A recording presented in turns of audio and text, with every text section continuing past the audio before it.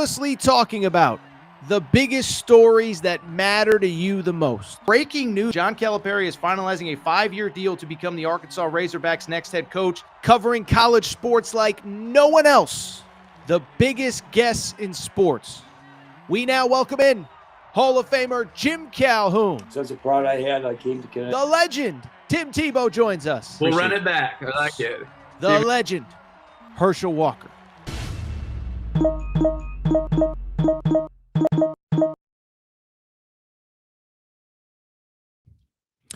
Welcome in, everybody. Little Sunday morning edition, Air Torres Sports Podcast. I'm your host, Air Torres. Hope everybody's doing well.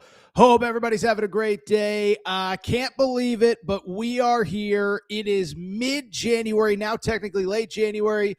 We got a national championship game to preview, and we got to start getting deeper into college hoops. Fun Saturday of college hoops. We'll talk about all that. But we will start Miami, Indiana, Monday night, Hard Rock Stadium. Tickets are through the roof.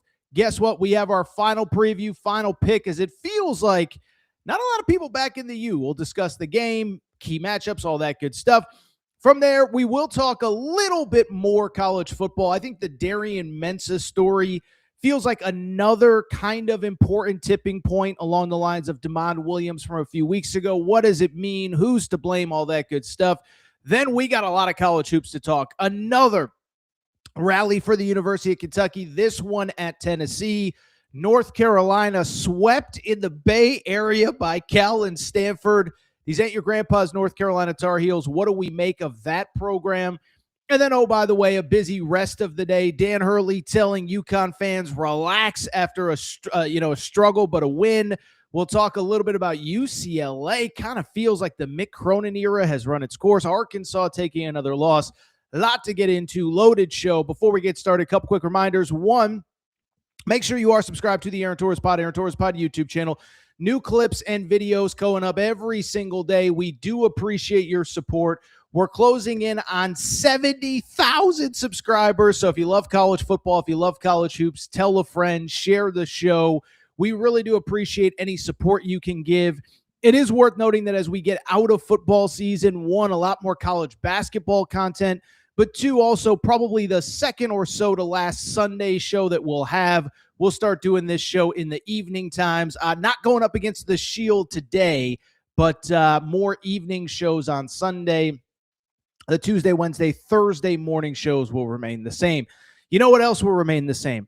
Our love for our friends and our hotel and casino partners, Circa Sportsbook and Circa Casino. Okay, so I've told you all about Circa, but when you're in Vegas, best place anywhere to watch a game.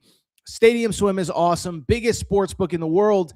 What I don't think a lot of people know, though, is that Circa has now taken over and now runs the new sports book at Mint Kentucky Downs in beautiful Franklin, Kentucky. Okay, so I was there a few weeks ago, the Mint Gaming Hall in Franklin, Kentucky. You can see it on your screen there.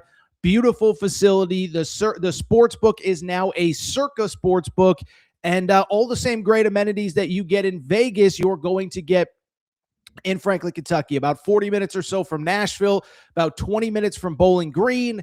No, I keep saying it, but producer Matt and I will be down there at some point during March to do some live shows. Cannot wait to get down there. But if you live in Kentucky, if you live on that Kentucky-Tennessee border, make sure to check out the brand new Circa Sportsbook at Mint Kentucky Downs. With that said, it's a busy Sunday morning, although Darren in Australia, it's Sunday night. I see Darren in the chat already. No more time to waste. So people, let's get right to it. Let's get to the topic of the day. Topic of the day for the final time of the 2025-2026 season, we got a college football game to preview Monday night. Hard Rock Stadium, Miami, Florida. Miami and the Miami Hurricanes playing in their home stadium, yet they are a 7.5-point underdog to the Indiana Hoosiers. The over-under set at 48.5. Those odds courtesy of the Circa Sportsbook, where we do appreciate their support. First of all, let me say this. Quick side tangent, 2 minutes into the show. Can we get this game? I feel like Rose from Titanic. It's been 84 years since I've seen college football. Listen, I understand that ESPN owns the rights to the college football playoff. I understand they own the rights to Monday Night Football. I understand that probably someone in programming is saying, hey, let's get another game on Monday night. No. If you're going to play the semifinals on Thursday and Friday, we got to get this championship game on either Thursday or Friday. We don't need 13 days between the semifinals and the national championship. I saw some stat. I think Indiana has played 2 games since the Big Ten championship game over like a 52-day stretch. Like, we got to do something with this calendar. Another conversation for another day, but let's get into the game itself. And I find it interesting because, Miami is at home. Miami is a team that early in the year, I think a lot of us thought might be the best team in college football. Yet I haven't really heard anybody make the definitive case for Miami. And so let's go ahead and get into this game. And part of the reason that no one's making the definitive case for Miami is because Indiana is absolutely unbelievable. Okay, so it is now January 18th, January 19th by the time many of you are going to listen to this. There is nothing to say about Indiana that we have not already said. But the crazy part is, in a world where a lot of these teams that get buys in the first round struggle in the college football playoff, in the world where the Heisman Trophy winners often struggle after the award circuit in December, Indiana is the rare number 1 seed that is seemingly getting better as the season goes on. Obviously win the Big Ten championship, and then in this college football playoff, 38-3 victory over Alabama, 56-22 against Oregon. It frankly wasn't that close. And I think what stands out to me about Indiana that remains incredible is pretty straightforward. It is the fact that they basically play mistake-free football all the time. And I talked about this on the last time we talked about Indiana. It was probably last Sunday's show after the semifinals. But listen, top 10 run offense, top 10 run defense, top 10 total defense, top 10 scoring offense. They don't beat themselves. Mendoza, the stats that he's put up even just in the college football playoff are absolutely incredible.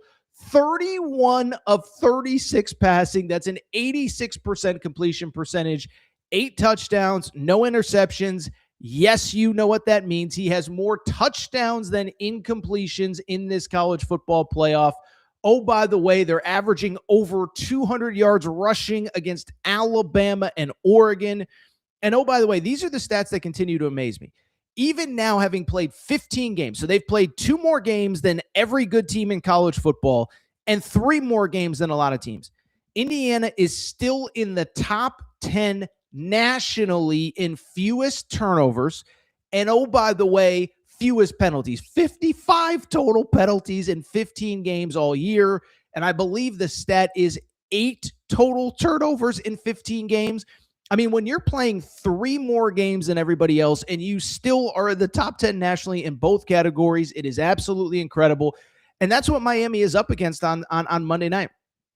A team that is not only really good, I think we can stop with the fake Indiana doesn't have talent. Indiana has a bunch of dudes that are going to play in the NFL. Some guys that Cignetti brought from James Madison, some guys that were recruited to the program, some guys that like Fernando Mendoza who came through the portal. They got NFL dudes, and on top of being NFL dudes, they simply don't make mistakes and they simply don't beat themselves. That's also what makes it so interesting for Miami, because you look at Miami, and the thing about the Miami Hurricanes is, listen, are they being disrespected? I don't know. What I do know is I do believe that their run is being disrespected to this point because, listen, opening round, you go to an SEC stadium and beat Texas A&M. Second round, Ohio State, many people thought was the best team left in the playoff. I believe, I could be mistaken, that they were actually the favorite in the playoff coming in. You beat them on New Year's Eve. And then, of course, last week you beat Ole Miss, the last remaining SEC champion. And what stands out to me about all 3 of those games, and essentially all season long, because remember, even during the regular season, Miami beat Florida. Florida was bad, but they were an SEC team. Miami beat Notre Dame. They have dominated the line of scrimmage against every single team they've played. And when you go back and look at who they've played, Notre Dame in week 1, that was the only game where Notre Dame could not move the ball on the ground. Ohio State essentially could not move the ball at all. And I'll tell you this, I did pick Ole Miss in the semifinal, but I only bring it up because within one possession, you're like, oh my God, Miami is absolutely bullying this team. And to me, that is what has been so impressive about Miami. It's not just the wins. It's not just the results. It's that they have really controlled the line of scrimmage and really controlled the game tempo of both games. Like, this is the crazy part. And again, part of it is just the time off with the playoff that stands out to me. But I had forgotten this happened, okay? Miami in the Ole Miss game had the ball for 41 minutes out of 60, right? We remember the crazy fourth quarter, the Carson Beck drive, the final play. Was it pass interference? Was it not pass interference? What we forget is that Miami completely controlled the line of scrimmage, absolutely dominated, and was in position to really be in control of that game. And it was really Ole Miss, to their credit, even being able to stay in that game. And that was after dominating the line of scrimmage against Ohio State. And so you look at Miami, they have physically imposed their will on anybody, but as we start on everybody, but as we start to look at the game on Saturday or on Monday, the thing that does concern me is this. They have physically imposed their will on everybody, but outside of one drive for Carson Beck, Carson Beck has been fine. To his credit, he hasn't turned the ball over, but he hasn't been great. But two, even beyond that, what actually really concerns me is the fact that they have controlled these games and they really haven't been in position to just blow somebody out.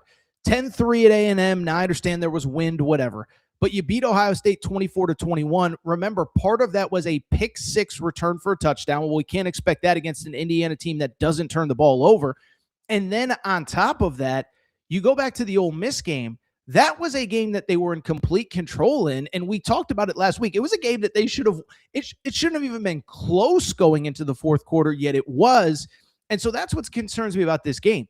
You go back to the Ole Miss game, and you sit there and say they controlled the line of scrimmage.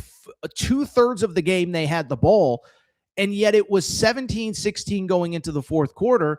And when I think about this Miami team, what I think about is the fact that in that game – they had so many chances to put it away and couldn't. I go back specifically to the first drive of the fourth quarter when they're up 17-16. I think I told this story last Sunday, but my mom was in town visiting. We're watching the game, and I said to her, if Miami even attempts to throw the football, I'm going to throw my freaking remote out at the TV, because you're running the ball at will. Don't even attempt to pass it. What ends up happening? They, of course, run the ball on first down for about 8-9 yards. Back-to-back passes, a sack, they're forced to punt, and all of a sudden Ole Miss takes the lead. And so with Miami, I don't worry about what they're doing between the white lines. I kind of worry about what they're doing on the headsets, and it's not even a Mario Cristobal thing. It's are you going to run the ball, and are you going to take advantage of your opportunities? That's what worries me about this game. Let's get to the pick. And I do think my pick is a little bit different than most. I do have Indiana winning. I believe it will be closer than most people think. My official best bet is actually the under of 48.5, but I also believe that Indiana wins, say, 24-20. Reason why, pretty straightforward. Listen, I think Indiana is the better team. I think Indiana is the more complete team. And it goes back to me, Indiana does not beat themselves. And so even if Miami does have sort of an advantage in the trenches and all that, I do just wonder, big picture, of even if they have the advantage, even if they're able to run the ball, and I'm not positive that they do or will they be able to capitalize and take advantage, or are they going to settle for a bunch of field goals? Are they going to have weird turnovers? Are they going to be forced to punt? That's what worries me about this game. You look at Indiana, I've said it a million times.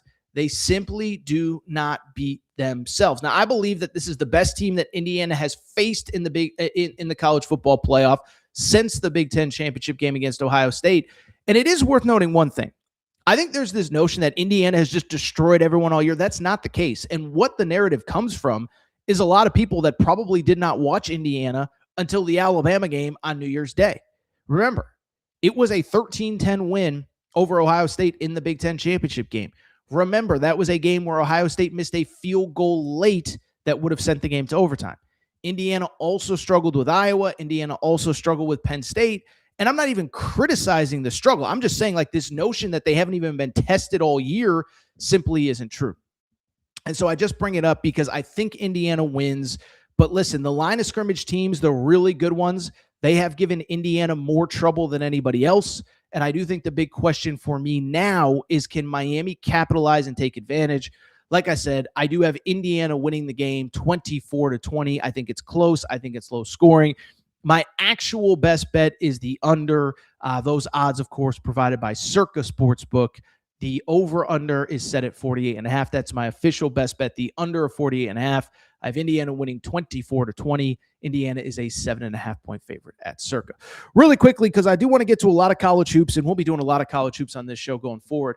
I want to go ahead and very briefly just talk about one other college football story. We won't spend long on this because I'll tell you what, all the time that we have spent talking about Indiana versus Miami, all of the time that has been spent, all of the time between games, guess what? Miami wasn't just focusing on beating Indiana. They were focusing on tampering like crazy in the portal. And so let's get into it because this is one of the wildest stories I've ever seen. If you're watching on YouTube, you can see on the screen Darian Mensah, one of the best quarterbacks in college football this year. Remember, Duke, crazy season, weird season. They lost at UConn, by the way. Shout out to the Huskies. But it was a season in which Duke gets into the ACC championship game. Duke beats Virginia. Duke is actually your ACC champion. They go ahead and beat Arizona State in the bowl game to improve to finish with 9 wins. But what stands out about that season is it was all on the back of Darian Mensah. Darian Mensah was their star quarterback. If you remember 2 years ago, he was awesome at Tulane. We had John Summerall on the show during the season. He talked about how much he loved Darian Mensah. He didn't blame him for going to the ACC. Well, Darian Mensah a year ago enters the portal, goes to Duke, balls out. And after the season, there were 2 big questions about Darian Mensah. One, can you get him in the portal? And I think early on the thought was, can Florida specifically get him in the portal? Because John Summerall, his former head coach, is now at Florida. More importantly, is he going to go to the NFL? Well, right around New Year's, well before the portal opened, Darian Mensah made a dual announcement that I think shocked a lot of people in college football. One, wasn't going to the portal. But 2, he wasn't even going to test the NFL draft waters. And so I bring it up because this was a huge win for Duke in the moment at the time, bringing back one of the best quarterbacks in college football, probably a day 1, day 2 NFL draft pick. And who knows, maybe they compete with Miami in the ACC a year from now. Well, we'll never know because right before the portal deadline, hours before the portal closed, with no time left for Duke to find a replacement, Darian Mensah entered the transfer portal on Friday afternoon. I'll tell you this, I think it's a bad look for Darian Mensah. I think it's a bad look for college football. But why it's topical is because he has been linked to one school, and one school specifically, and that is the Miami Hurricanes. So I think Miami has their next quarterback. It is not official as we record. I don't even know if Duke has officially entered him into the portal. But once it happens, I expect the recruitment to go fast. I expect him to be a Miami Hurricane. And I expect this to be a discourse. Okay, so first of all, a couple things. One, a lot of different thoughts. One, he's a very good quarterback. 2, it's what's crazy. This Miami stuff is crazy, okay? Because if you remember, I've said this about Miami all along. Now, I said it specifically with Ty Simpson. What I said is that if you follow college football, you know that great recruiters always have a plan, and great recruiters never are just going to wave the white flag and say whatever. Like I gave the example is like Mario Cristobal's playing for a national championship. Mario Cristobal had a 9-win season a year ago. He has tasted success, okay? And so once he didn't get the quarterback that he wanted in Sam Levitt or in whoever, it wasn't like he was just going to wave the white flag and say, well, 2025 was fun, but I guess 2026 is a throwaway year. I guess we'll figure out. No. And so I bring it up because you knew he was going to get somebody eventually. We saw the reports about Ty Simpson last week. By the way, I don't even know that they were reports. Like Ty Simpson did an interview with Chris Lowe from On3 saying, yeah, Miami offered me $6.5 million to go into the transfer portal. And so we can assume that Miami is going to give Darian Mensah a minimum of that. And I think what's crazy about this is that one, we presume that Darian Mensah wasn't even going to consider the portal. But two, Pete Thamel threw out some very interesting things about Darian Mensah on social media as it became clear that he planned to enter. Matt, you could pop up the first of two tweets. The first one, if Darian Mensah enters the portal, this is per Pete Thamel, it's the school's understanding that his contract calls for them to have his exclusive NIL rights, and only Duke has the ability to cancel that. He then continued. Let's see what else he said there. He also said the only way he can access revenue share money is through Duke unless they terminate his contract. Mensah is in year 2 of a deal that would pay him up to $4 million. The ability for any school to pay him outside of revenue share would be scrutinized. So that's the crazy part about all this, is that one, Duke apparently owns his exclusive NIL rights, and they're the only ones that can pay a rev share. So I don't know how Miami plans to pay him, but I just think overall it's kind of sort of a bad look for everybody that's involved. Now, I don't even necessarily blame Miami on this, but one, I will say this. If you're Darian Mensah, I understand there's a lot of money on the line here, right? And I understand the notion of, if they were offering Ty Simpson $6.5 million, maybe he's getting 6.5, whatever. If he's getting 4 at Duke, I understand that's a very substantial pay raise. I understand that's, well over a 50% pay raise. And I know what Miami fans in the chat will say. Torres, if somebody offered you a 50% bump in your salary, you would take it. Okay, I get it. I'm not even arguing that, but I guess what I would say is that there is a way to do it. As if you have any inclination that you were going to enter the transfer portal, there's a right way to do it and there's a wrong way to do it. And oh, by the way, forget about all the legally binding contractual things, this and that. The right way to do it is if you have any inclination that you might enter the portal, one, don't make the public announcement that you're coming back, but two, enter the portal with enough time where you're not totally screwing over Duke. Because at the end of the day, a couple things with Duke. One, I understand they tampered to probably get Darian Mensah a year ago, but they did pay you a lot of money. They did give you a huge platform. They did put you in position to either be a first or second round pick or transfer to get this money. But to put them in that position, it makes you look bad. I think more importantly, there have to be guys in that locker room that came back specifically to play with you. Wide receivers, offensive linemen, defensive players, whatever. There have to be players that were in the portal that wanted to come to play with you. So you're not only hurting Duke, you're not only hurting Manny Diaz, you're hurting everybody in that locker room, and it's clear that there is no way to replace you. Sorry, I got an itch on my back here. There is no way to replace you this late in the process. So I'm not even saying that I hate the decision. I just hate the notion that you did it on the time frame that you did it. There was a right way to do it and there was a wrong way to do it. I think bigger picture, this is the thing that actually stands out to me. I don't think enough people have talked about. This is an ACC to ACC transfer. And so it's one thing, everybody's tampering with everybody's players, okay? But it'd be one thing if, say, Alabama or Tennessee or whoever, doesn't matter, any SEC school, Texas A&M, doesn't matter, was the one who tampered to get Darian Mensah. But this is an ACC on ACC crime, and this was my first thought. If I'm Manny Diaz, you know what I'm doing? I'm calling out the ACC publicly, and I'm calling out Jim Phillips. Is it Jim Phillips? Who the heck is the commissioner of the ACC? I always forget. I think it's Jim Phillips. I'm calling out the commissioner directly, and I'm calling out the conference directly and saying, dude, is this how you run your conference? Is there no rules? Are there no guardrails? And I'll say this, I criticize Greg Sankey about a lot, but Greg Sankey has put in a lot of league-specific SEC rules because he basically says, listen, I can't trust these 16 coaches. They're crazy. They're going to do whatever they can to win. And I need to create some guidelines to make sure that they're just not pillaging each other and going in and lighting each other, basically take, if every SEC team is a village, going in and lighting other villages on fire, right? Remember, when we had the spring transfer portal, we don't have it anymore. But Greg Sankey put in a rule that SEC, if you played for an SEC school and you enter the transfer portal in the spring, you cannot transfer to another SEC school during the spring portal. Now, again, there is no more spring portal, but remember, that was part of the Nico Iamaleava situation last year, is that he entered the portal in April. 15 of the biggest bidders in the SEC, none of them could bid on him because he couldn't transfer to an SEC school. So part of this is on the league office of you have to control your own schools. And I just think it's a bad look overall for everybody involved, including Miami. Now, the one thing I will say, listen, I'm not trying to hold water for the NCAA, But I've seen a lot of this, this is the state of college football. This is awful. And I agree. But at the same time, Darian Mensah, much like Damon Williams a few weeks ago, much like some of the situation that's going on at Ole Miss right now, he did sign some sort of legally binding contract, or at least we think he did. But he certainly did when he signed it at Duke a year ago.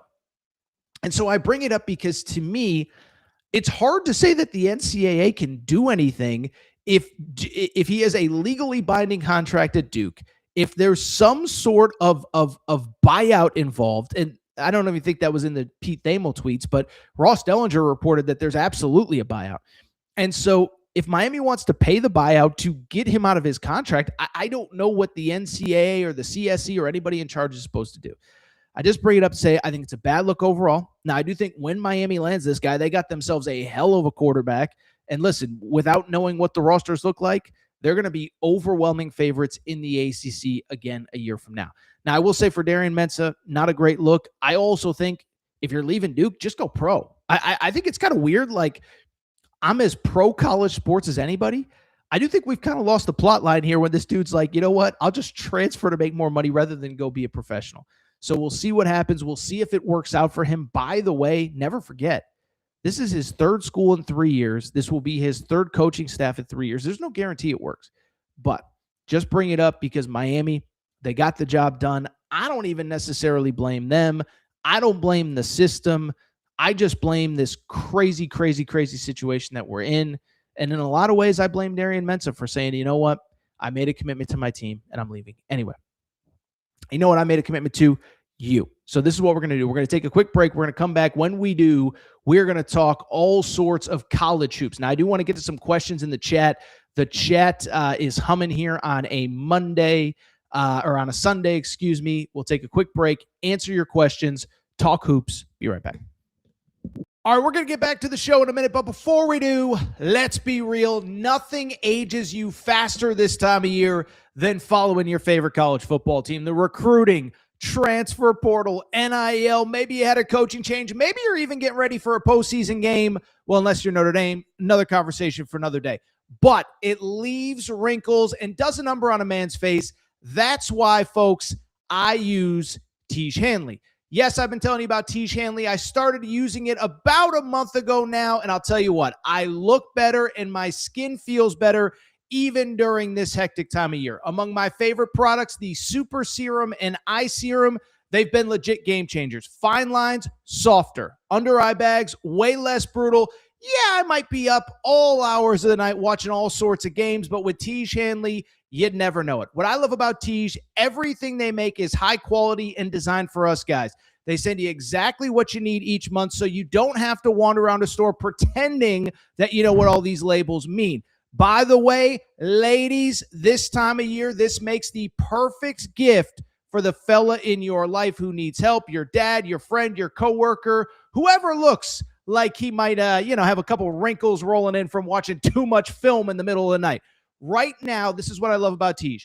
They're giving listeners of the Aaron Torres pod a special offer, 40% off your first box plus a free $20 gift. That's an insane deal for how high these quality products are. All you got to do is just click that link below. That's 40% off your first box plus a $20 free gift. An insane offer. Just click the link below. Football might drain you emotionally, but Tiege keeps you looking really good. Even as, again, you're breaking down film late at night. You're not a coach, but you know what? Tiege Hanley's going to make you look good anyway. All right, everybody. I'm back. Good to be back. Nice little chat here on a Sunday morning. A couple thoughts on the game itself, plus what happened with Darian Mensah. Darren, who's out in Australia, says, "Good day, sports fans. We appreciate your support, Darren." Revelation 4-1 says Miami wins by 10. Meanwhile, NSPR says Indiana 28, Miami 20. That's about the score that I have. NSPR also says the portal is still open to sign players out of something about new transfers. Duke can still sign a decent quarterback. This is in reference to Darian Mensah. All I would ask you is, assuming that everyone has signed a legally binding contract, what good quarterbacks are still out there? There really actually aren't that many. because all the big quarterbacks came off the board early, whether it was Kenny Minchie to Kentucky, Cutter Boley to Arizona State, Sam Leavitt, all the good quarterbacks are off the board. So now you got to tamper with somebody else and hope that somebody hasn't signed a contract. What I would do if I was Duke, there are 2 really good players that could be backups next year. 3 really if you include Dylan Raiola. I don't think Dylan Raiola's coming, but I would call Husan Longstreet. Remember, this was the 5-star at USC who just committed to LSU. But he's going to sit behind Sam Leavitt. I would call Husan Longstreet and say, look what we just did for Darian Mensah. Come here. You got to just start tampering with dudes and hope that they haven't signed legally binding contracts, but we will see what happens there. Nobody. Good to have nobody back in the chat. He says he still listens to the show, just not live. He asks, Matt, are you missing Bruce Pearl yet? Matt, I'll leave that up to you, as Auburn did win on Saturday, so that's good. And then tell you what, some more basketball conversation. So let's start switching gears to basketball. Before we do, though, Kentucky got a big win on Saturday afternoon. That's good news because now Kentucky fans might actually want to go to games. And if you want to go to a game, if you're a Kentucky fan, or if you're an Indiana or Miami fan that maybe wants to go on Monday night with those crazy ticket prices, what you need is a nice little discount to get your tickets. What you need is SeatGeek and the SeatGeek app. Okay, so SeatGeek is America's #1 ticketing app, over 28 million downloads. And what I love about SeatGeek is a couple things. One, every single ticket on the app, rated 1 through 10, has a green dot or a red dot. Green dot means go ahead and purchase. Red dot means maybe you want to go ahead and stay away. And again, every ticket rated 1 through 10. But then on top of that, you know what I really love about SeatGeek? They take care of listeners of the Aaron Torres pod. All you got to do, if you go to SeatGeek.com, if you go to SeatGeek.com or the SeatGeek app, if you use promo code Torres, how about this? It will get you $20 off your first purchase. SeatGeek.com, promo code Torres gets you $20 off your first purchase. And by the way, that's for any ticket to anything on SeatGeek. So any concert, any show, football, basketball, hockey, whatever you want to go to. If they have a ticket on SeatGeek, you can go ahead and buy it. SeatGeek.com, promo code Torres. SeatGeek.com, promo code Torres gets you $20 off your first purchase. Any ticket, anytime, anywhere. If it is on the SeatGeek app, you can take advantage. SeatGeek.com, promo code Torres. All right, let's go ahead and switch gears to a little bit of college hoops. Nobody's in the chat. Darren's in the chat. Got a lot of Kentucky fans. And I'll tell you what, the Kentucky Wildcats do it again. So let's go ahead and dive into Kentucky. And so listen, if you listen to Thursday's show, we were a little light on football, and we talked about the Kentucky LSU game. Kentucky wins at the buzzer, Malachi Moreno, all that good stuff. But I just bring it up because at the time we sat there and said, okay, nice win, weird win, but it was still LSU, which might be the worst team in the SEC. They were down their best player. And so what does it really mean? And is there really reason to get all that excited about the victory? Well, I bring it up because a couple days after overcoming an 18-point halftime deficit against the LSU Tigers, Kentucky falls down 17 points in the first half to the Tennessee Vols, rally all the way back, come back, get the victory, final score in Knoxville, Tennessee. The Kentucky Wildcats with the win over the Tennessee Vols. Final score 80-78. And it took a minute, but Kentucky has what I believe, even if Tennessee isn't that good, a signature win for Tennessee. And I think in the process, they found an identity. They get the win. And this just might be who they are. They give you a heart attack every game, but it doesn't matter how much they're behind. They're going to fight. They're going to claw. They're maybe going to win. And I think as importantly, I think they're actually in better shape, all things considered, than a lot of people realize. Let's get to Saturday's game. And we did an immediate reaction, but let's dive into it deeper here. Because one, first of all, listen, you don't want to fall down by double digits in all these games, okay? But it was a weird game. We now know that Jalen Lowe is out for the year. Jaden Quaintance, I think anything you get from him at any point is a plus. But at the same time, what was weird about Saturday, but what was also good about Saturday, new guys are stepping up every game, right? So in this game, Denzel Aberdeen early gets in foul trouble. You say, darn it, Jalen Lowe is out for the year. Denzel Aberdeen is now in foul trouble. Jasper Johnson, true freshman, has to come in. And I know he was a 5-star, but he hasn't played a ton. He has to come in. What's it going to look like? Well, Jasper Johnson is awesome in the first half. Hits a couple big threes, keeps the game in check, does what he needs to do. Colin Chandler comes off the bench. He hits a couple threes. That 17-point lead was cut to 11 before the half. And you had other guys stepping up in the first half. Then the second half starts. Denzel Aberdeen comes back in the game and plays maybe his best 20 minutes as a Kentucky Wildcat. 22 points in this game, 18 after the half. And what was also interesting about this game from the Kentucky perspective, it wasn't just who stepped up, but who also did not play, right? So it's a game where, again, no Jalen Lowe, no Jaden Quaintance. But here's the crazy part. Otega Oweh, we talked about him after the LSU game. We said, you know what? Maybe he is finally starting to play like the SEC preseason player of the year that we all expected. 4 straight games of 20-plus points coming into Saturday, and he's playing like maybe the best player in the SEC outside of 1 or 2 guys. Well, he goes to Knoxville. Tennessee does a good job of shutting him down. He finishes with 12 points on 3 of 11 shooting, and you still find a way to rally and get the victory. Again, Denzel Aberdeen was awesome. Jasper Johnson hit some big shots. You get the win. You find a way. You figure it out. By the way, semi-brawl after the game. Otega Oweh talking a little bit of crap to Jalen Carey. Shout out to Mark Pope. Mark Pope, for all the criticism, man, he showed a 4.40 getting over to the benches there and making sure there was no brawl. But Kentucky gets the victory, and a couple things stand out. One, this is now another victory, 3rd straight victory. And this one does feel different, right? You beat Mississippi State at home. That's great. Now, you overcame double digits in that one too, but you beat Mississippi State at home. Then you beat LSU. Okay. But you get this victory, and it feels like with this team, 2 things can be true. One, clearly at some point, you have to stop falling down by double digits in every single game to every single opponent, all that good stuff. I get it.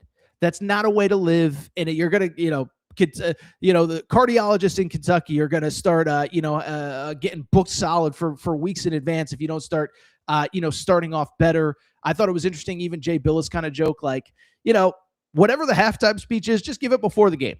Give out some orange slices, some juice boxes, whatever. But I just bring it up because, there's something to that. But at the same time, what I would also say, while you need to start better, while you want to start better, what you also can't deny is that this team is showing heart, and this team is showing guts, and this team is finding way. And that's the part to me, right? Listen, I've been critical of Mark Pope this year. I think it's absolutely justified. I think we know what the roster costs, and we know what we thought this team was going to be in the preseason, and we know what they were not during November and December. And I think the most frustrating thing, not just for me, but for most people who watch this team in November and December, there were a couple games where they just flat out quit. Flat out quit against Gonzaga. Flat out quit against Michigan State. Got way down against Louisville. Now, they did rally, but could not win. Did get way down against Alabama, could not win. But I don't think there's any doubt that they quit early in the season. The one thing that you cannot deny about this team and about Mark Pope is that they have not quit on him. And it's not pretty, and it's not the way we thought it was going to be. But this was a season that could have been completely lost, and it could have been, 10-21, and you lose in the opening round of the SEC tournament, and you just start whatever.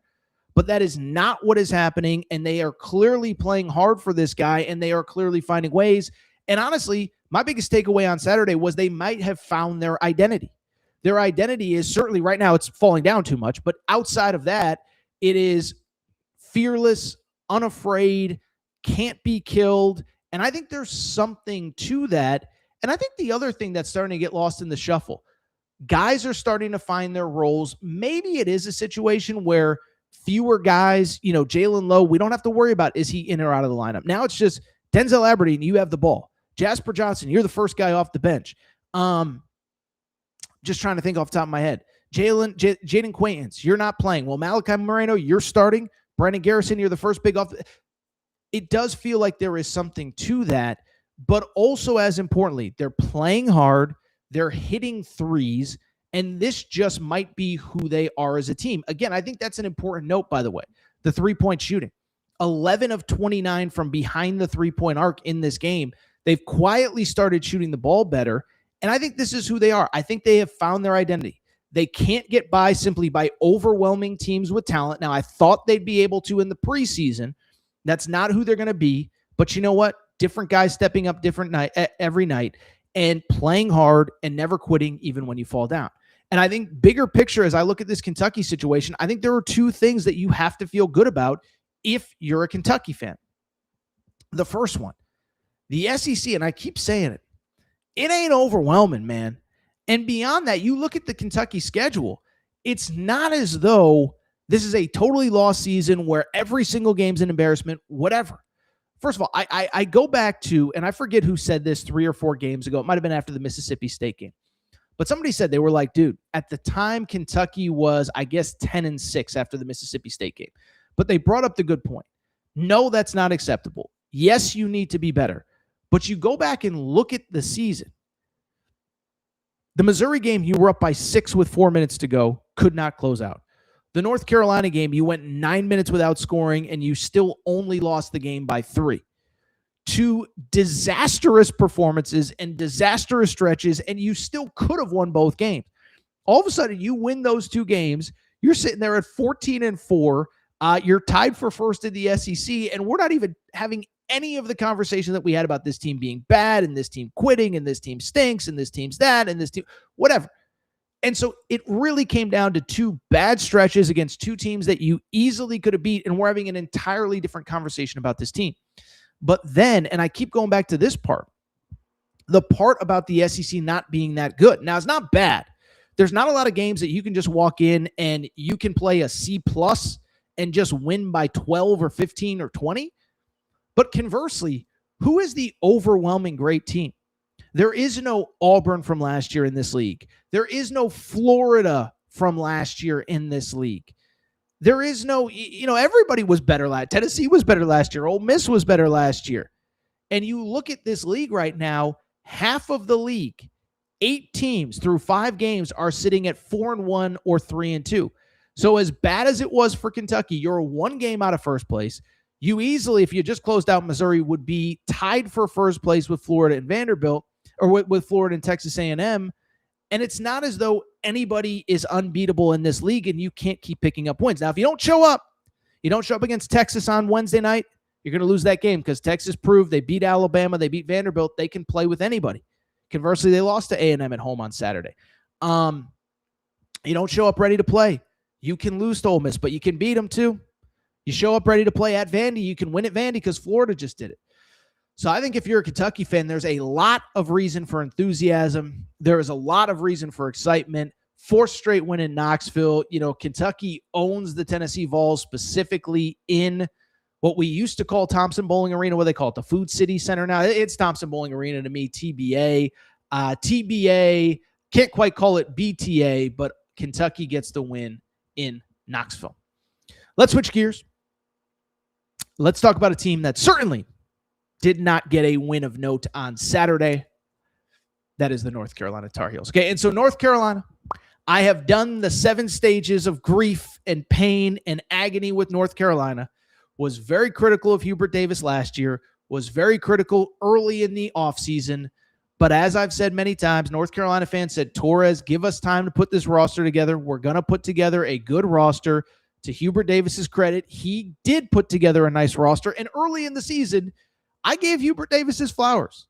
12-1 and out of conference play, only lost to Michigan State. And I said, you know what? Maybe North Carolina has it all figured out. Well, I bring it up because on Saturday, they played the second half of a doubleheader in the Bay Area. Now, on Thursday's show, we talked a little bit about the loss to Stanford, but I tried to give credit to Stanford. I tried to be positive. I tried to be glasses half full. Maybe Stanford is good. They're probably an NCAA tournament team. Ibuka Okori is one of the most underrated players in college basketball. Well, guess what? While Stanford was getting boat raced by Duke, Carolina was playing the other Bay Area school. Carolina loses to the Cal Golden Bears in basketball. The North Carolina Tar Heels 84-78. Here's the crazy part. In this game, North Carolina was down by as many as 20 points. I saw this stat, Matt, I forgot to send it to you. Cal joined the ACC last year. They played 20 league games a season ago. They've now played 4 or 5 this year.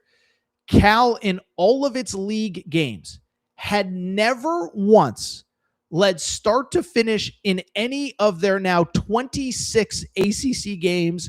They led start to finish in this game. North Carolina had to actually make a crazy run to make it respectable. And I just bring it up. Matt, you can pop up the tweet that I sent. Since ACC play began, Carolina is now 2-3 overall, loss at Cal, loss at Stanford, loss at SMU, barely beat a not very good Wake Forest team at home. And I think it's once again time to have the conversation about Hubert Davis.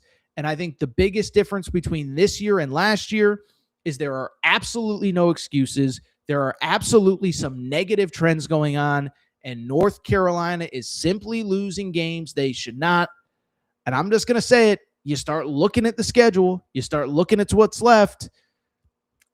If Bubba Cunningham has a backbone, I don't think he's going to do enough to keep his job. Let's go ahead and dive in. Listen, it's one thing to be 2-3 in the ACC. It's another thing for a couple things. One, your schedule in the out-of-conference was not good, okay? And so the 14-4 looks good on paper, but we have to remember, a year after playing one of the toughest schedules in college basketball, North Carolina really scaled back the schedule. Now, they got Kentucky in the ACC-SEC Challenge. They did win there. They got Kansas at home. They did beat Kansas. That was one of the weird games where Darren Peterson was great early. He gets hurt, limited in the second half, okay? But outside of that, you played Michigan State. That's really the totality of your out-of-conference schedule. And so as we're sitting here on January 18th, North Carolina, yes, they're 14-4, but they are now 3-4 away from home. The wins are against a bad St. John's team, a bad Kentucky team, and Ohio State, who's not very good either, okay? So really no signature wins to note outside of Kansas. The schedule has been softened, but what's even more concerning, besides the fact that you're 0-3 in league play in the ACC, is one, you're losing to teams that admittedly are good. I think Stanford's good. I think SMU's a tournament team. Cal's kind of on the cusp there. But I just bring it up because these are teams that Carolina is never supposed to be losing to, and you have the same trends in them. Most notably, the defense is terrible, okay? And listen, you all know I don't claim to be scheme guy, and well, if you do drop coverage here and you do, that's not what I'm about. That's never what I'll be about. I promise you, I'm never going to have the whiteboard up and try to tell you that I know more about this than these coaches, okay? But at the same time, some trends are indisputable. And what is an indisputable trend is that basically every single guy that North Carolina plays that's half decent basically has a career game against North Carolina. In their loss to Michigan State, Jeremy Fears had a career high 19 points.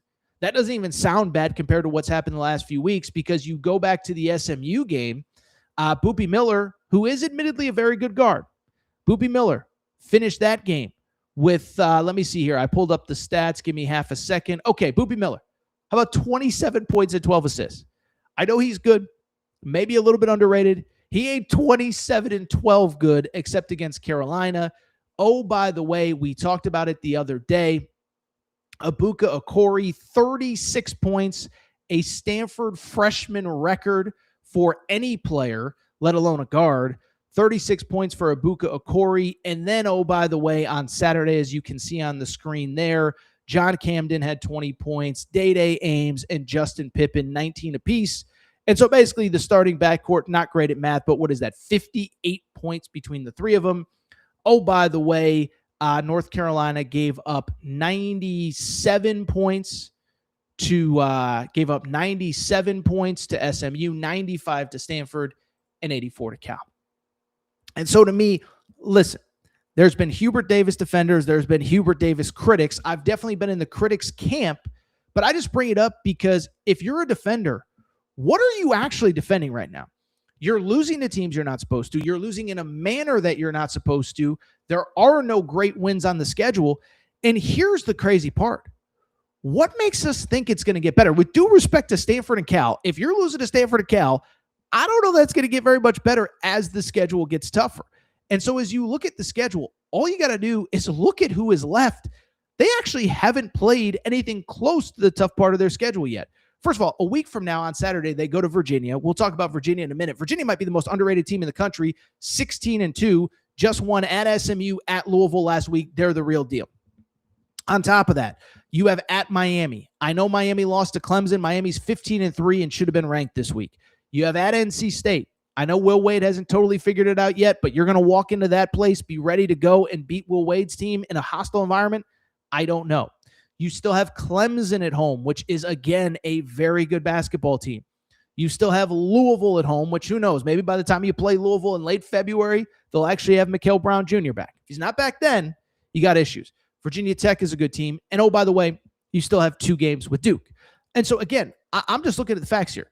14-4, 0-3 in true road games, 2 games against Duke, plus at Virginia, at Miami, Clemson at home, Louisville at home. That's a lot of losses. And so what this comes back down to me, is everything that we talked about in the preseason. When you go back to our preseason conversations, to me, because everyone kept saying, like, what does Hubert Davis have to do to keep his job? Well, first of all, and I probably should have mentioned this earlier, no excuses left for Hubert Davis. Last year at this time, it was, the world has changed and we need a GM. Well, you hired a GM. Now, I didn't think Jim Tanner was a very good GM. I didn't think he was the right choice. But you hired a GM. You spent $14 million. That is well reported in the offseason. And by the way, I have no problem spending that much money, but you do have to deliver. And what stands out about this team is that not only are they not delivering, not only are they losing games that they took to teams that they shouldn't, not only is the schedule going to get tougher, but again, it goes back to the preseason baseline expectation. And what I said at the time, because people were like, well, Torres, what has to happen? Does he have to make a Sweet 16? Does he have to make an Elite 8? And what I said consistently was this. I said, I don't think it's you make it to any certain round of the NCAA tournament. What I think it is you're consistently a top 15, top 20 team. You are at least in the conversation for an ACC title in the regular season. You don't have to win it, but you can't finish 6th or 7th. And you have to get into the tournament with a 2, 3, 4 seed, something that makes you feel good, and then you have to win a game or 2. It's not enough to get in as a 9 seed, pull off an upset or 2, get to the Sweet 16. It's not enough to have a great regular season and then disappear in round 1 of the NCAA tournament. And so right now, they're very much trending to the not where they're supposed to be, which is 5th, 6th, 7th, 8th best team in the ACC. They're not better than Duke right now. We think they're better than Clemson. I don't think so. You think they're better than Miami? I don't think so. You think they're better than Virginia? I don't think so. Louisville, if Mikal Brown Jr. comes back, not better than SMU. So all of a sudden, you're talking about the 6th, 7th best team in the ACC. And so I could go on. I want to get to a break and talk some other stuff. But listen, whatever happens, there's no excuses. $14 million roster. I understand everybody in the ACC is better, but you spent a lot of money to not put yourself in this position. So I defended Hubert Davis. I tried to be nice to Hubert Davis, and I'm not rooting against him. I have no personal vested interest in if Hubert Davis is good or not. What I do have a vested interest in is he living up to the Carolina standard? Is he living up to the expectations within that program? And right now, he's simply not. And so we'll see what happens. Plenty of time to get things right. By the way, you want to fix things, now would be a good time, because you do have in the next couple days Notre Dame at home. That's a must win. And then at Virginia, you want to prove Torres wrong, go beat Virginia, because they're a darn good team.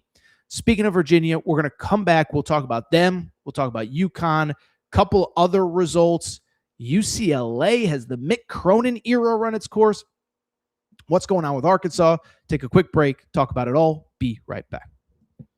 All right, we're going to get back to the show in a minute, but before we do, you know what we got to do. We got to thank our friends. We got to thank our partners. We got to go ahead and thank Cauley Puffs and CauleyPuffs.com. Yeah, you see the logo on the back of the screen right here. Okay, so I've told you all about Cauley Puffs, but family-owned company, not far from where I live. Joey, a huge sports fan, and one day he was sitting on the couch and he said, you know what? I need a snack that is both healthy but delicious, something my kids are going to love, something my family's going to love, something I'm going to love. And so he came up with Cauley Puffs. This is the new age health food snack. You don't need to go to the grocery aisle and buy all that crap, the Doritos, the Fritos. No, my friends, you need Cauley Puffs. baked, not fried, avocado oil, no grease, healthy ingredients. But here's the best part. They taste freaking delicious. Actually, there's another best part. In addition to tasting delicious, in addition to being healthy, they are also taking care of listeners of the Aaron Torres pod. Okay, so check this out. All you got to do is go to Caulipuffs.com. That's CAULIPUFFS.com, Caulipuffs.com, and you can get 15% off any purchase with the promo code Torres. That's Torres, Torres.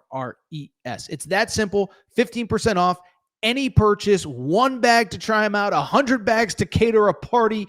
Doesn't really matter. Promo code Torres. Caulipuffs.com gets you 15% off. Caulipuffs also available on Amazon. You obviously can't get the promo code there, but Caulipuffs.com, Caulipuffs.com, promo code Torres gets you 15% off any purchase. Thank you to our friends at Caulipuffs. All right, everybody. I'm back. Good to be back. I do want to go ahead and get to the rest of the a busy weekend in the world of college football or college basketball, excuse me. By the way, Darren had a funny comment in the chat. He said, North Carolina doesn't have to win games to actually make the tournament. We have seen that already. If you remember exactly, 0 bracketologists had North Carolina in the field going into Selection Sunday. The committee chair was Bubba Cunningham, their AD. They somehow got in, beat San Diego State in Dayton. So, by the way, that's the standard for this year. Be better than going to Dayton because that's where North Carolina was. All right, really quickly, just going to rip through some other scores before we get out of here. First of all, UConn Huskies, 64-62. They get the win against Georgetown. You know, UConn, and I think it's because the Big East, it's not on ESPN. ESPN has no incentive to talk about the Big East. UConn is quietly 18-1. They'll be ranked number 2 in the country because Iowa State not only lost to Kansas earlier in the week, they lost to Cincinnati on Saturday. But I just bring it up. UConn wins this game 64-62. Now, it's very interesting because we talked about UConn on the last show. And I said at the time they had beaten Seton Hall. I think they were up about 16 points in the second half, blew a lead, found a way to win. But I mentioned this on the last show. I said, UConn fans are in this weird predicament. UConn at the time was 17-1, but really haven't played great basketball, especially once they've gotten into league play. Now, in the out-of-conference, beat BYU, beat Florida, who is all of a sudden playing well. We'll talk about them in a minute. Beat Texas, beat whoever, won at Kansas, right? But at the same time, it's just one of those things where not playing great, finding ways to win, but you're playing like a C+, B- game, whatever, okay? Well, that was certainly the case on Saturday against Georgetown. As you can see, a season-low shooting percentage. They missed 5 foul shots in the final minute, basically did every single thing they could to lose the game. Only bring it up. They find a way to win. Now, I didn't have Matt pull the Ed Cooley sound. Ed Cooley, by the way, went on this weird tangent. I was going to say rangent. That's not a word. Tangent. Ed Cooley went on this tangent where he said, like, there's bigger issues in the world than Georgetown struggling. That dude is checked out. But I want to talk about UConn because UConn's 18-1.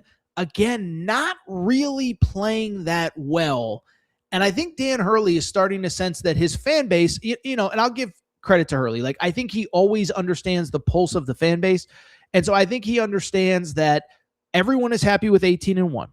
Everyone's a little concerned with the quality of play, though. Here was Dan Hurley telling the fans to relax after the win over Georgetown. Matt, play the sound. Where, you know, again, we've got, you know, Braylon Mullins is one of the best shooters in the country, so solo ball, and so is Alex Caravan. Those guys went to combine, 3, 4, what the hell is that? Sucking math. No, 19. Yeah, I mean that's, and I thought they got some really good ones. Obviously, the free throw meltdown at the end, and really what kind of saved us today is we were missing a lot, but we weren't turning the ball over. So, like, not turning it over actually helped us, because we were able to get second opportunities. But, the issues that are our team's issues, there's no perfect teams. Rebounding is still an issue for us. Taking care of the ball is an issue for us.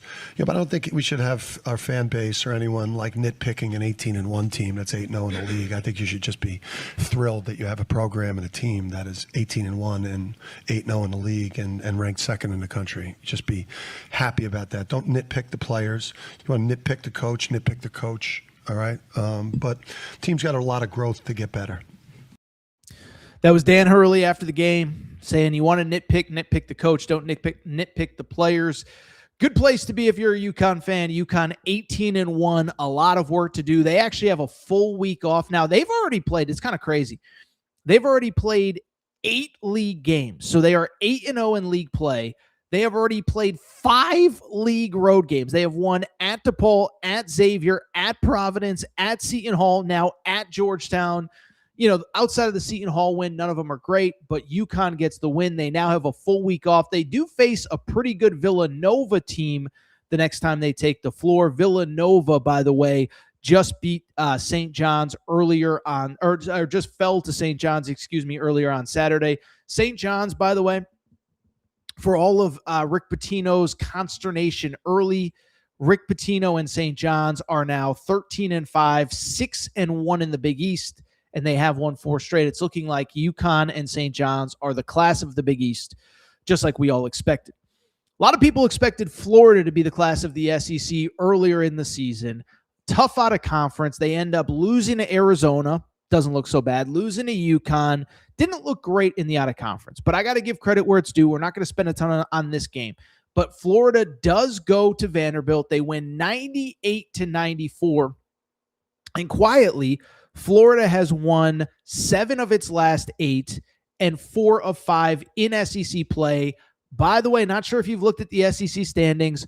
Florida and A&M now tied at 4-1 atop the league standings. By the way, got to give credit to Bucky McMillan, the Texas A&M head coach. First year, only loss in overtime at Tennessee. But this is a Florida conversation. Just want to give him credit.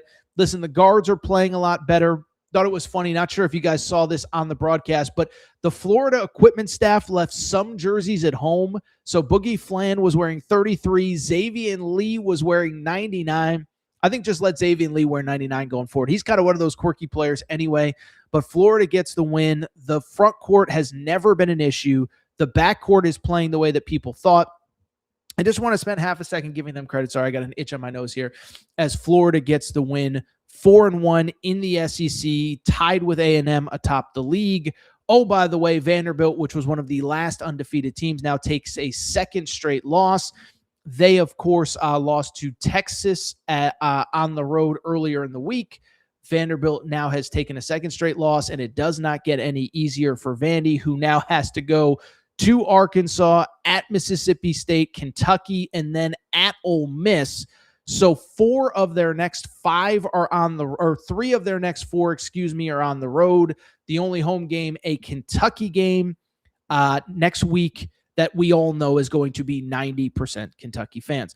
Another team, I mentioned them earlier, that just stands out as having a great season. University of Virginia, and so they beat SMU 72-68. And we're not going to spend a ton of time on this, but Virginia, if you remember, a year ago, there's all these, media tears, and I'm just going to say it. I almost said liberal media tears.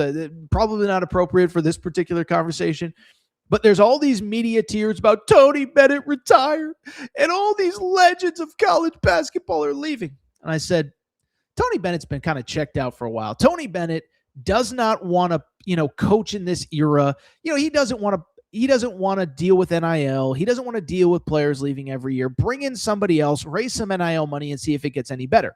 Now, there's no guarantee it's going to get better. But Virginia, you talk about hitting a freaking home run. They have hit a home run. Ryan Odom, of course, was the UMBC coach who, of course, beat Virginia in the NCAA tournament a few years ago, goes to Utah State, then to VCU. He's at Virginia now. I don't think people realize this. Virginia is now 16-2. 5-1 in the ACC. This is a top 10 team in college basketball right now, okay? And you look at this team.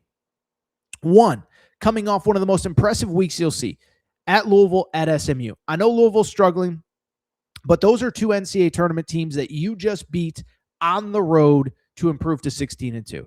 Love the way they built the roster. They went heavy with the Euros in the front court. Malik Thomas, a veteran guard, played at San Francisco last year, 23 points in this game.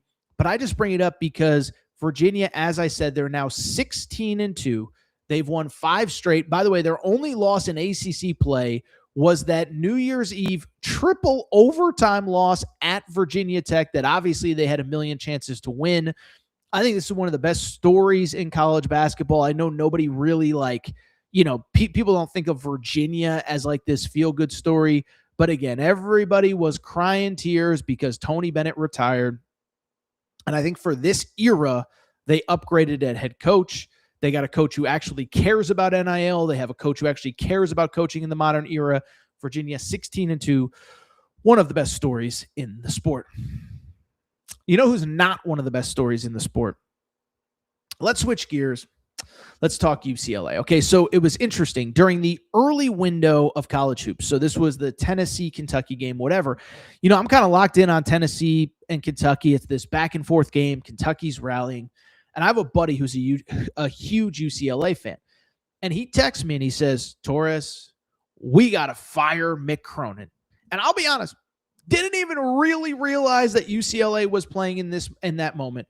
But UCLA falls on the road to Ohio State. Final score in this one, 86-74, a game where Ohio State led by 6 at the half, led by 6 or won by 12. So that, do some simple math. That means they outscored them by 6 in the second half as well.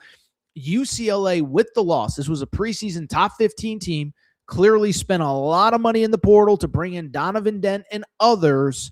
They lose this game. They fall to now 12-6, 4-3 in the Big Ten, and forget about the fact that they are one of the most disappointing teams in college basketball.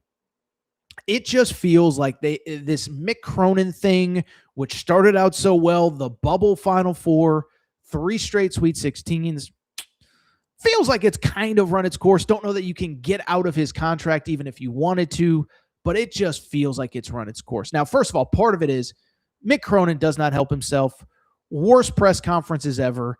Never takes accountability. I'll give him credit at least because after the game, he finally took a little bit of accountability. He was his normal dark rain cloud after the game. Let's go ahead and listen to Mick Cronin. 2 separate clips. I'll come back on in between.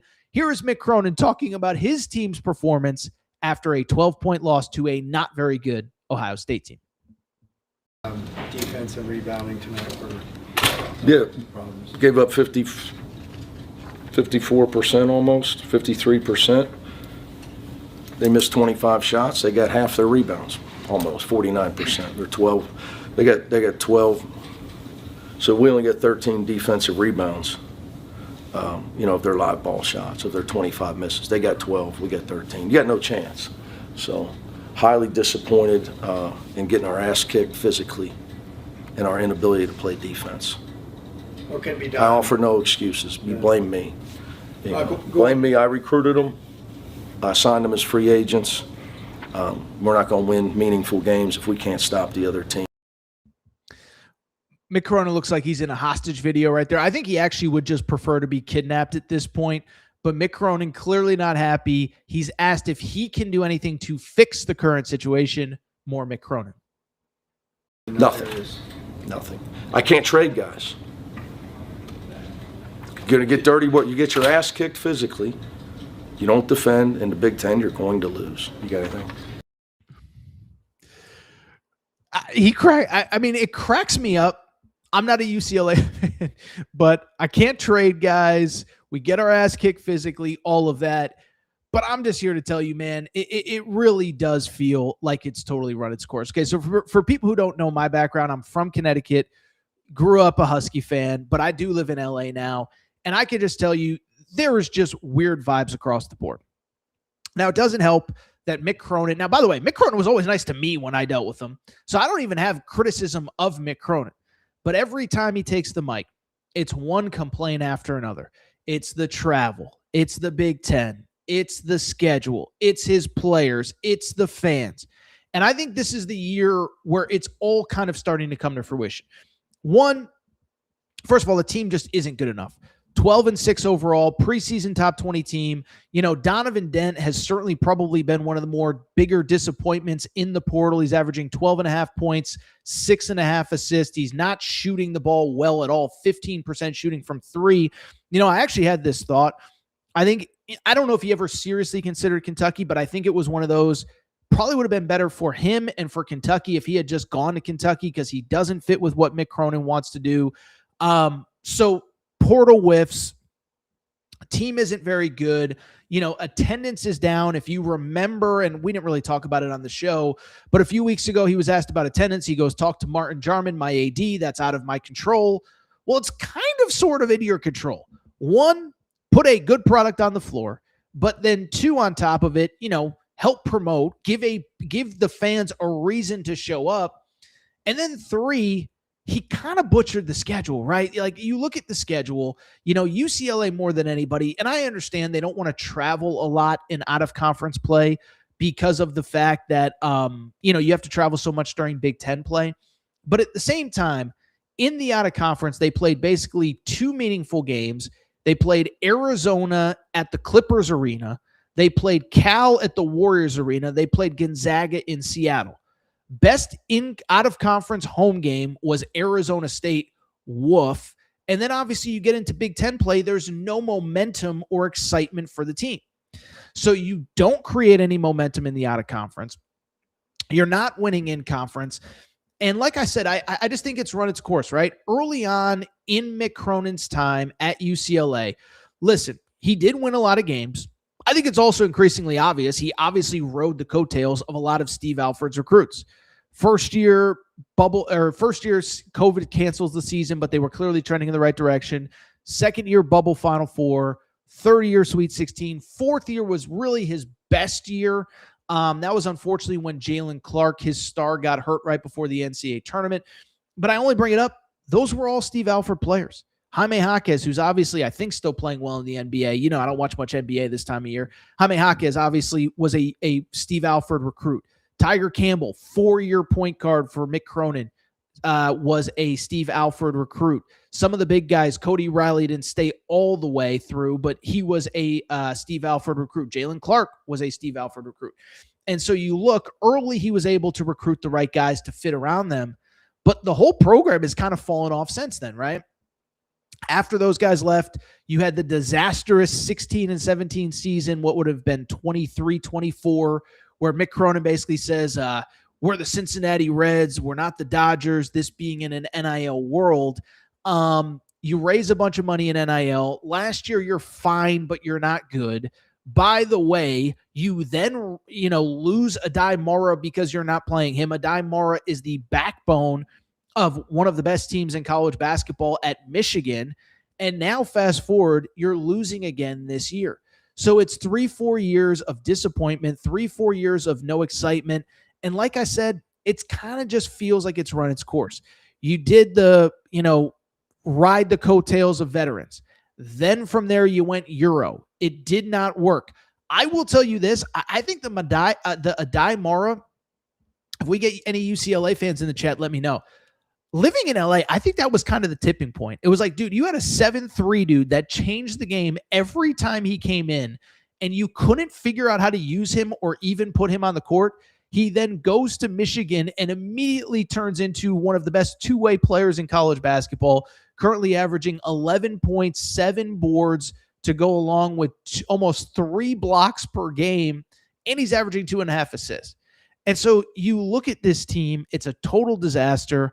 Now, listen, the buyout in his contract is crazy, so he might be just stuck there. Now, I'll say this.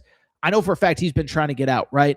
Louisville has opened up twice in the last few years. He tried to get it both times, can't get out of the contract. Ohio State opened up, can't get out of the contract. But you look at where we are now, it just feels like it might be time for a fresh start for everybody. Not very good. This is the new era. I don't know that he's fully invested. I don't know that he's fully invested in this NIL era. He's spending money because he has it.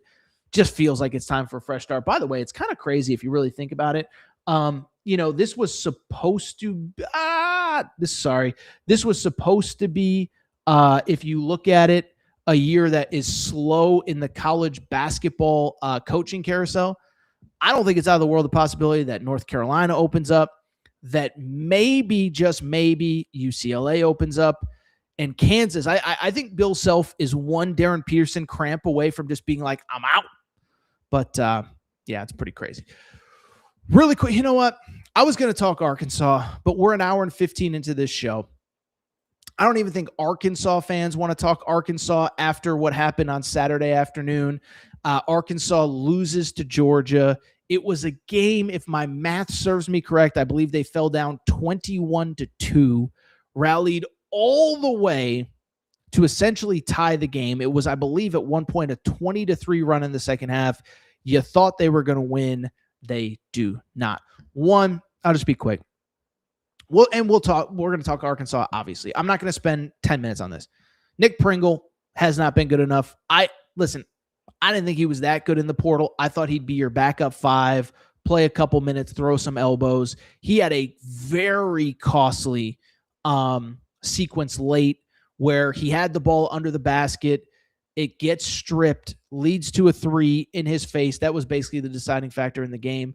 But I think more than anything, disappointing effort from Arkansas, because we talked about it on Thursday's show, is that if you want to win the SEC, you got to show up for road games. You barely beat Ole Miss when Ole Miss was struggling. You get destroyed by Auburn. Cal says burn the tape. Can't just burn the tape every time you play on the road, and obviously things are going to get tougher from here. So Arkansas loses again. I was going to do some big picture stuff, but we're an hour and 15 minutes into this show, and I don't really know what else there is to say. Good news for Arkansas: 3 of their next 4 are at home. They play Vandy at home. They play Kentucky at home. So certainly they have plenty of chances to get back on track. But Vandy, you got to start winning games. Listen, if you're a team that really believes you can win the SEC, you got to win some games on the road. Arkansas falls to 3-2. The sky isn't falling. The season isn't over. But really, the second time in 3 road games that was just a total no-show. Now, I'll tell you this from the Arkansas perspective. You want to get back on track. I mentioned 3 of your next 4 are at home. Your next 3 road games, at Oklahoma, at Mississippi State, at LSU, you could easily go 3-0 in those road games. And if you do, none of it matters. Matt, before we get out of here, any interesting comments in the chat? The chat is full. A lot of Kentucky fans, enjoying themselves here on a Sunday morning. By the way, I've mentioned this. We're going to start doing send me some of those Collie Puffs over here. I will see what I can do, Darren. Collie Puffs are one of our official partners. I will tell you this. Luke is a member. If you want to join the Torres super community there, we do have the membership possibilities. Basically, the bottom line is just click that join button. It is $4.99 a month. Basically, it just helps support the show. But we have gotten our members some Collie Puffs to everyone who has asked for them. So if you want to join, it's $4.99 a month. Really does just help us with travel and things like that. We're going to be in Nashville around the SEC tournament. We're going to be at the Final Four. But yeah, we're going to try with the Collie Puffs, but thank you to Collie Puffs. ColliePuffs.com, promo code Torres does get you 15% off of everything that we do. But thank you to Darren listening in Australia. I mentioned this earlier, as we get out of the NFL, we will stop. We'll be done with the early morning shows. One, it's a quick turnaround for me. I host Fox Sports Radio till 2 a.m. Eastern, back on air at 11 a.m. But also, we'll start having more college basketball on Sundays in general. So this is probably outside of next week, NFC, AFC Championship game, Super Bowl Sunday, probably the last, show that we'll do here on Sunday morning, and most of them will go to Sunday nights. We're going to get out of here. Appreciate everybody's support. Time to roll. Shout out to Torrent Craig. Shout out to Rachel Hates My Voice. Shout out to SeatGeek. SeatGeek.com. Promo code Torres gets you $20 off. Shout out to Collie Puffs. ColliePuffs.com gets you 15% off your news site. 15% off with promo code Torres. Oh, thank you, Matt. And should mention as well, we do have our Torres newsletter as well. Inside College Sports, all things NIL, all things transfer portal. If you just search, I'll get you the link in the show notes, but Inside College Sports there in Torres, a lot of good stuff there. Time to roll. Darren was here start to finish for an hour and 19 minutes. We appreciate your support, Darren. We appreciate everybody that listens worldwide. It's time to go. Shout out to Torrent Craig. Shout out to Rachel, who hates my voice. Shout out to JJ Reddick, UF head unblock me, bro. I'll be back Tuesday morning. We will certainly have plenty to recap in the national championship game. That is it. This episode of the Aaron Torres pod. A lot of college hoops coming these next few months.